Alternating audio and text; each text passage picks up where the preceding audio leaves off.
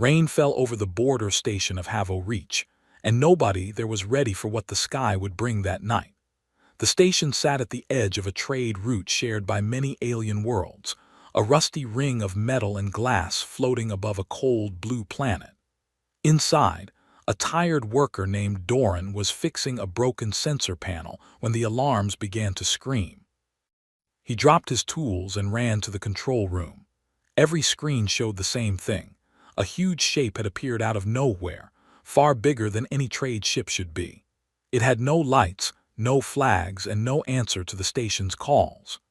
The only thing marked on its hull was a symbol nobody recognized at first, until an old alien officer named Station Director Allen leaned closer and whispered one word. "Human." The room went silent. Humans were known across many worlds but not well liked. Some species traded with them, some avoided them, and a few still remembered old wars fought long ago. Nobody expected a human ship to show up alone, unmarked, and silent, right at the edge of their territory. Allen ordered the station to hold position and not fire. He was not foolish enough to start a fight without knowing what they were dealing with. Instead, he sent open messages in every language the station's computers could translate, asking the ship to identify itself. There was no reply. The ship simply floated there, engines quiet, like it was waiting for something. Doran watched the readings carefully. The ship was massive, almost the size of a small moon, but its weapon systems showed nothing active. No missiles, no cannons charging, no shields raised. If anything, the ship looked more like a slow-moving cargo hauler than a warship. Still, its size alone was enough to make everyone nervous. News spread fast. Within an hour, smaller alien outposts nearby began sending panicked messages, asking what was happening. Merchant ships in the area changed course, afraid to get too close. A few military officers from a nearby alliance called the Combine demanded permission to investigate the ship directly, but Allen refused. He knew that one wrong move could turn a strange visitor into a full battle. As the night went on, sensors picked up something new. A soft, steady pulse was coming from deep inside the ship, almost like a heartbeat. It was not a weapon signal or an attack warning. It repeated slowly, over and over, calm and steady. Doran ran the numbers twice to be sure, then showed them to Allen. "It is not attacking," Doran said. "It is not even preparing to attack, it is just sitting there, waiting." Allen frowned, staring at the massive shape on the screen. In all his years working the border, he had never seen anything like this. Most ships that entered unknown territory either introduced themselves quickly or attacked without warning. This ship did neither. It simply existed there, silent and patient, letting curiosity and fear build in the minds of everyone watching it. By morning, word had reached higher command. A council of alien leaders from different worlds began an emergency meeting, debating what to do about the ship. Some wanted to send warships immediately. Others wanted more time to study it. A few even wondered if the ship was empty, a strange machine left behind by a species now extinct. Doran did not believe that. The pulse he had detected was too steady, too alive, to belong to an empty machine. Something on that ship was breathing, waiting, and listening. Late in the day, the ship's outer lights flickered on for the first time. They did not flash like a warning or a threat. Instead, they blinked in a slow, careful pattern, almost like someone tapping out a message with their fingers. Nobody on the station could understand it, but everyone agreed on one thing. Whatever waited inside the ship, it wanted to be understood. Allen ordered a full study of the light patterns, hoping to find some kind of code hidden within. Meanwhile, panic outside the station continued to grow. Traders whispered that the ship carried a weapon big enough to destroy a planet. Others said it carried a plague meant to wipe out entire star systems.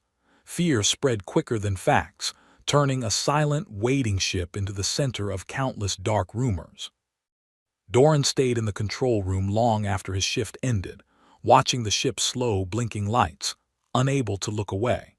Somewhere deep inside that massive hull, something human was waiting for the right moment to be understood. And whatever it was carrying, Doran had a feeling it would change everything they thought they knew about their strange, unpredictable neighbors from Earth. Fear spreads faster than truth, and by the second day, the entire sector had heard about the silent human ship. Every station, market, and outpost within 100 light-years buzzed with rumors, each one wilder than the last. On a nearby trading post called Silt Harbor, a merchant named Priya packed up her goods early, refusing to wait around for what she believed was coming. She had heard 3 different stories that morning. One said the ship carried a weapon strong enough to crack a planet in half. Another said it was full of soldiers waiting to invade. A third, stranger story claimed it carried a disease that could wipe out an entire species within days. None of these stories were confirmed, but that did not stop people from believing them. Back at Havo Reach Station, Director Allen faced growing pressure from Combine leadership. They wanted answers, and they wanted them fast. Allen brought in a retired intelligence officer named Doran's old mentor, a sharp-minded alien named Terrell, who had worked alongside humans decades earlier during a small border conflict. Terrell was known for his patience and his refusal to jump to conclusions, qualities that made him useful in situations exactly like this one. Terrell studied the recordings of the ship's blinking lights for hours, comparing them to old human communication patterns from his years of service. He noticed something strange. The pattern was not random or aggressive. It repeated in a rhythm similar to old human greeting codes used during peaceful first contact procedures, codes meant to say one simple thing: "We mean no harm." "This is not a war signal," Terrell said, showing his notes to Allen. "This is a greeting, an old one but a greeting all the same." Still, not everyone believed him. A younger officer named Castor, ambitious and quick to distrust outsiders, argued that greetings could easily be tricks. He reminded the room that humans were clever negotiators, sometimes using calm words to hide dangerous intentions. Castor pushed for stronger action, suggesting they send an armed escort to intercept the ship before it could move any closer to Combine territory. Allen refused for now, but the pressure was building. Every hour without answers made the surrounding worlds more nervous. And nervous leaders tend to make dangerous decisions. Meanwhile, scientists on the station discovered something new hidden in the ship's slow pulse. It was not just a heartbeat sound. Buried within it were faint traces of complex data, patterns too detailed to be random noise. A young technician named Sana, who specialized in decoding old transmission types, worked through the night trying to unlock what the pulse might contain. By morning, Sana had a partial breakthrough. The pulse contained something similar to genetic sequence markers, mixed with what looked like preservation codes, the kind used to keep biological material stable over long periods of time. It was unlike anything the station had picked up from a ship before. This new information only deepened the mystery. If the ship carried biological material, what exactly was it? Weapons of mass destruction rarely needed preservation codes. Neither did soldiers. The evidence suggested something far more delicate, something meant to be protected and kept alive, not used as a weapon. Terrell began to form a new theory, though he kept it quiet for now. He remembered stories from his time working near human territory, tales of a distant colony world that had suffered a terrible disaster years earlier. Entire communities had been forced to evacuate, their homes destroyed beyond repair. If this ship came from that region of space, it might carry something far more meaningful than any weapon. Not everyone was ready to consider such a possibility. Castor still pushed for a show of force, warning that hesitation could be seen as weakness. Debates grew heated in the control room, with some officers demanding immediate contact and others demanding immediate retreat. Through it all, the human ship remained still, its lights blinking patiently, waiting for someone brave enough to answer. By the end of the second day, Allen made a decision that would change everything. Instead of sending warships or waiting in fear, he chose to send a small, unarmed shuttle toward the human vessel, carrying only Terrell and a translator. It was a risk, But Alan believed that understanding, not weapons, was the only way to solve a mystery this deep. As the shuttle prepared for departure, tension filled the station. Everyone knew this first meeting could either calm the growing fear across the sector or ignite something far worse. Whatever waited inside that ship, the truth was finally about to be uncovered. The small shuttle drifted slowly toward the giant human ship, and every person aboard could feel their hearts pounding with each passing second. Terrell sat quietly, watching the massive hull grow closer through the window, while a young translator named Inez checked her equipment for the 10th time, nervous about what might happen once they arrived. Nobody knew what to expect. The ship had shown no aggression, but its silence made everyone uneasy. As the shuttle approached, a section of the massive hull slid open smoothly, revealing a docking bay lit with soft white light. There were no weapons pointed at them, no alarms, no signs of danger. It felt strangely calm, almost welcoming. Terrell guided the shuttle inside, and the moment they landed, the docking bay doors closed gently behind them. For a moment, nobody moved. Then a voice came through their comm system, calm and clear. "You are safe here. Please come forward when you are ready." Terrell exchanged a glance with Inez before stepping out first, his hands visible and empty. The docking bay was clean, organized, and strangely quiet. No soldiers stood guard, no weapons lined the walls. Instead, a single figure walked toward them, a woman with tired eyes and a calm expression, wearing simple gray clothing instead of any kind of military uniform. "My name is Captain Reyes," she said, her voice steady but gentle. "Thank you for coming. I know this must be unsettling for you." Terrell studied her carefully, searching for any sign of deception, but found none. She spoke plainly, without the sharp confidence often seen in military officers. Instead, she seemed careful, almost cautious, like someone who had been through more hardship than she wanted to explain right away. Reyes led them through quiet corridors, explaining little at first. She offered them food and drink, something Terrell had not expected from a supposedly dangerous, unmarked vessel. As they walked, he noticed something strange. Many sections of the ship were sealed off, marked with soft blue lighting instead of red warning lights, suggesting careful storage rather than restricted danger zones. When they reached a small meeting room, Reyes finally sat down across from them, her hands folded together on the table. "I understand your people are frightened," she said. "A large, unmarked ship appearing without warning would frighten anyone. I am sorry for that. We did not mean to cause panic. We simply had nowhere safe to send a message ahead of time." Terrell leaned forward. "Then tell us now, what is your ship carrying? Rumors say everything from weapons to plagues. Our people deserve the truth." Reyes hesitated, glancing briefly toward Inez before speaking again. "I understand why you would fear the worst, but before I tell you everything, I need you to understand something about trust.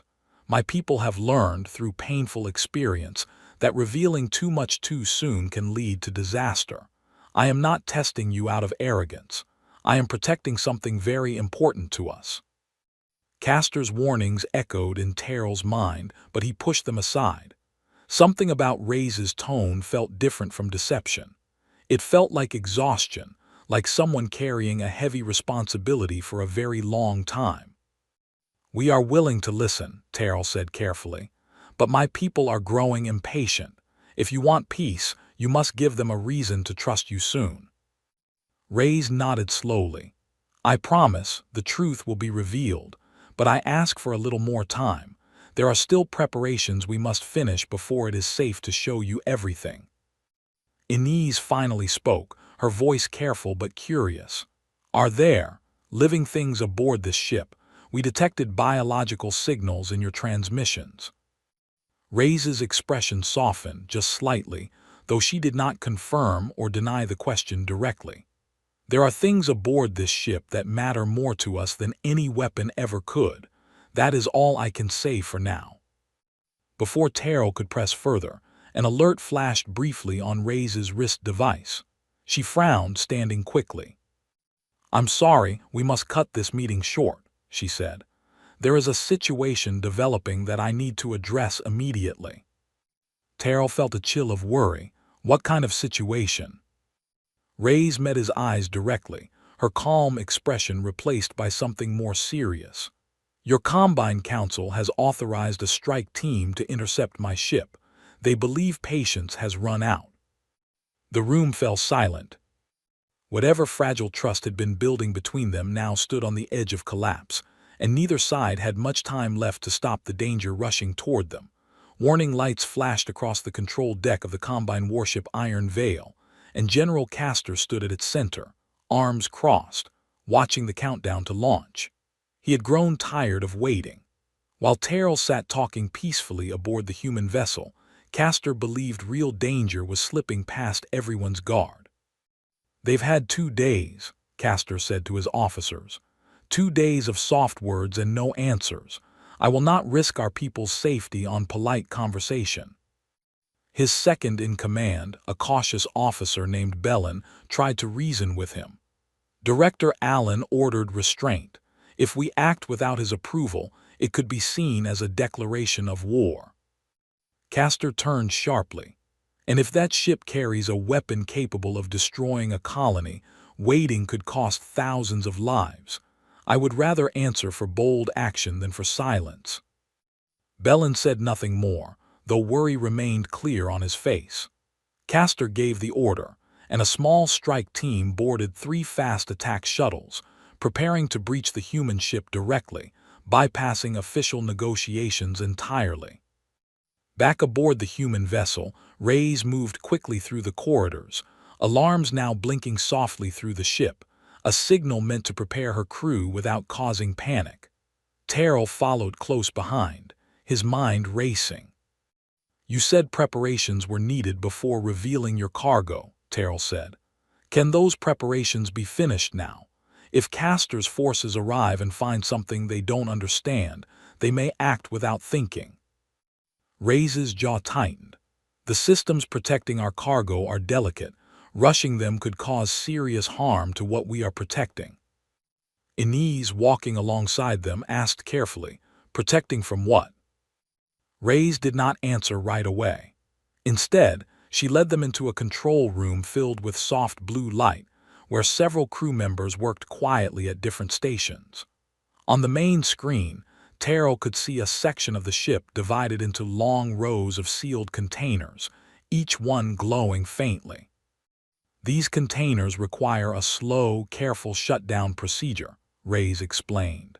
"If we rush it, or if it is interrupted by force, the systems inside could fail permanently."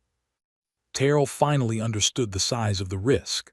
Whatever those containers held, it was fragile, alive, and utterly unprepared for a violent confrontation.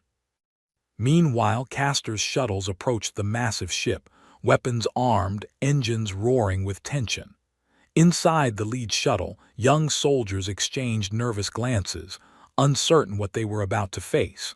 Some expected battle droids or hidden warships waiting to ambush them. Others feared something worse, something unknown. As the shuttles neared the hull, Reyes made a final decision.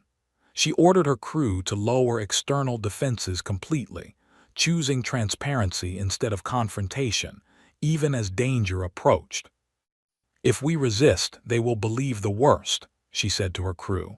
"Let them see there is nothing here to fight."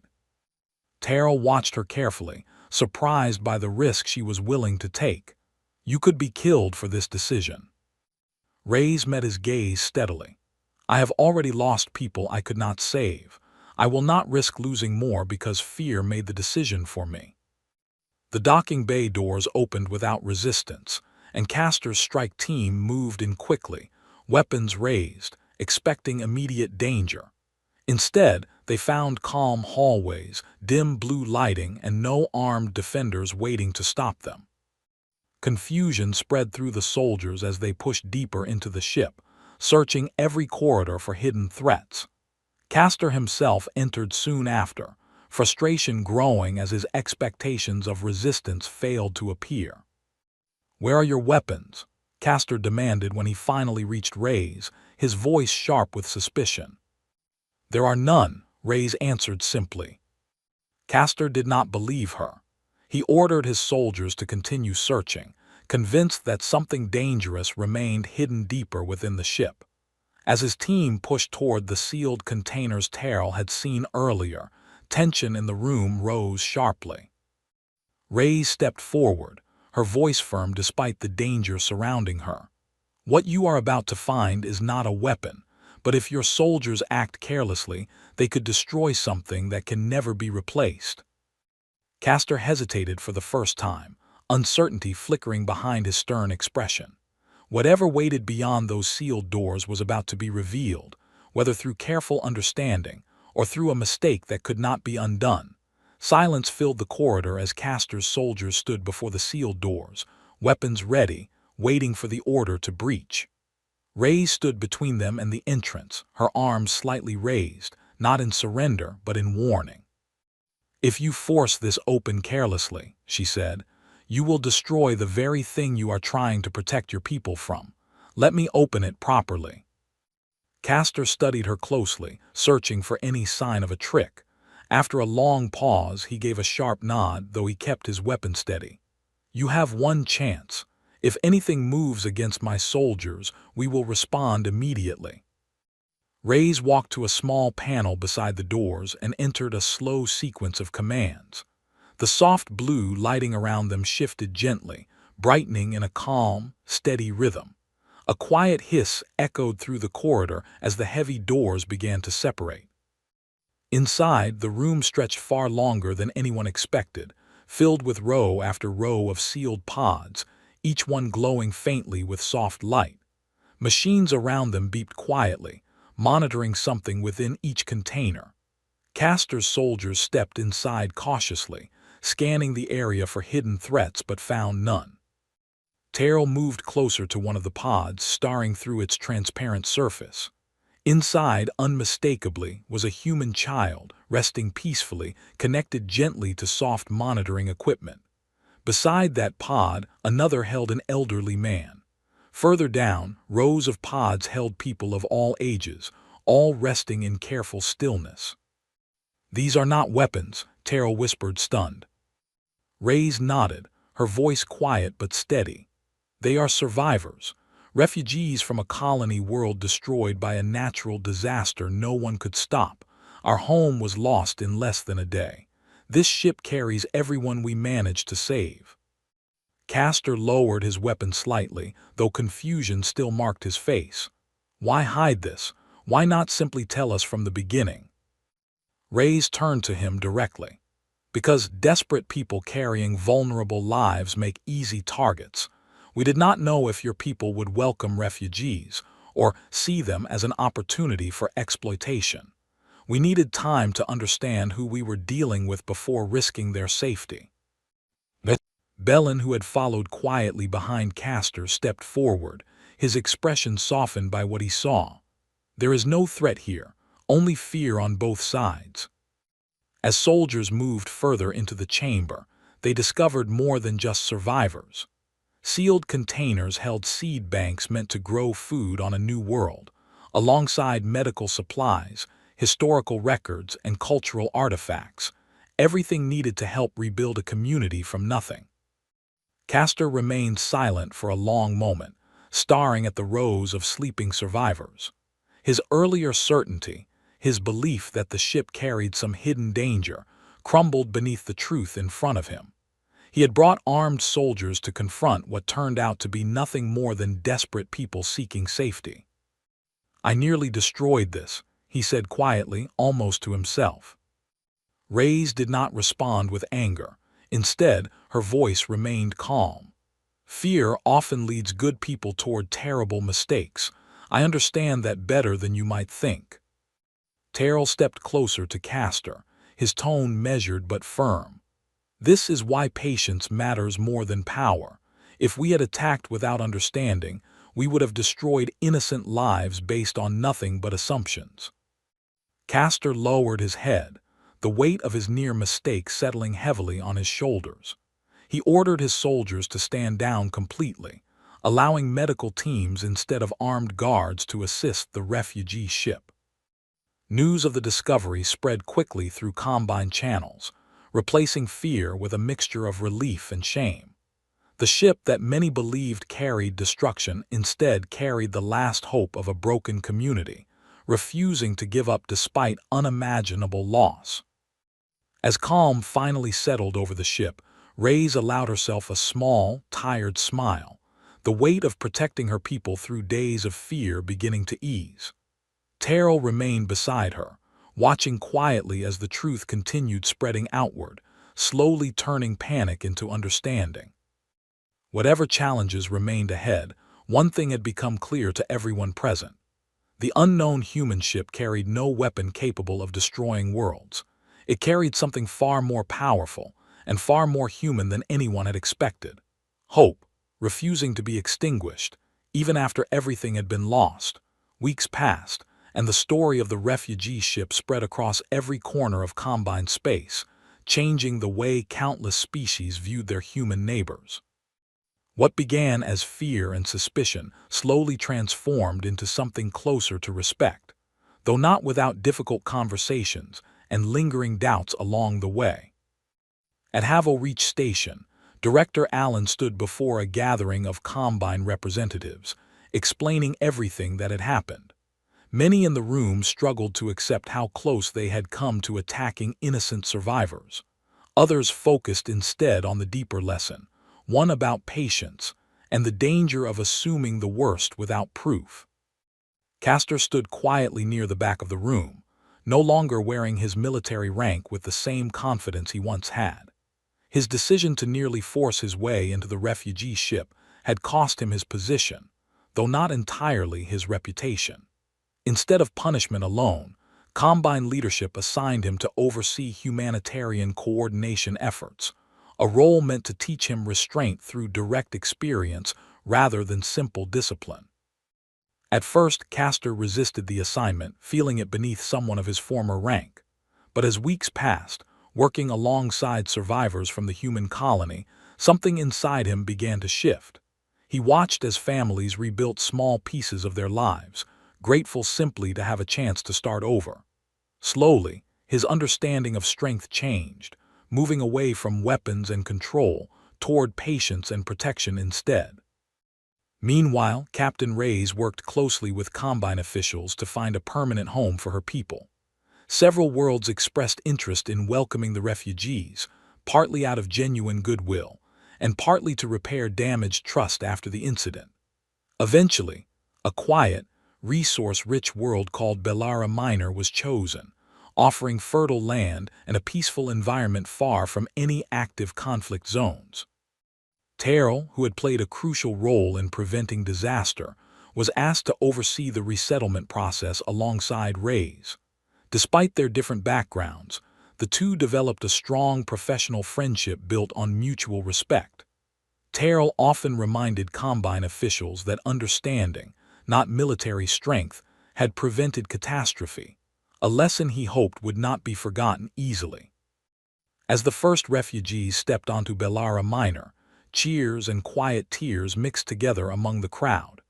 Children ran across open fields for the first time in months, while elders watched with cautious hope, unsure yet grateful for this second chance. Seed banks brought from the ship were carefully planted, marking the beginning of new farms meant to sustain the growing community. Inez, the young translator who had accompanied Terrell during the first meeting, remained close with Reyes throughout the resettlement process. She often spoke about how quickly fear had spread across the sector, contrasted against how quietly and peacefully the truth had unfolded once given the chance. Her reports, later shared across multiple Combine worlds, became an important reminder of how easily misunderstanding could lead to unnecessary conflict. Not everyone fully trusted humans after the event, and old suspicions did not disappear completely. Some species remained cautious, unwilling to forget past conflicts entirely. Still, the incident became a turning point, encouraging more open communication between human territories and Combine worlds moving forward. Reyes stayed on Bellara Minor for several months, helping her people settle into their new home before eventually preparing to return to human space, carrying news of what had happened. Before leaving, she met privately with Terrell one final time, her expression calm but filled with quiet gratitude. "You didn't have to trust us," she said. "Fear would have been the easier choice." Terrell considered her words carefully before responding. "Fear is always easier, but it rarely leads anywhere good. I chose to believe there could be another way, and I am glad I did." As Reyes' ship prepared for departure, crowds gathered to see her off, a mixture of humans and Combine citizens standing together, something that would have seemed impossible only months earlier. The massive vessel, once feared as a symbol of unknown danger, now stood as a quiet reminder of resilience and hope. Long after the ship disappeared into the stars, stories of its journey continued being told across the sector, passed from generation to generation. It became known not as a warning of what humanity might bring, but as proof of what patience, courage, and understanding could accomplish, even in the face of overwhelming fear. And somewhere far across the galaxy, on a quiet, growing world once empty and unfamiliar, laughter echoed through fields of new crops, carried gently by a future finally allowed to begin again.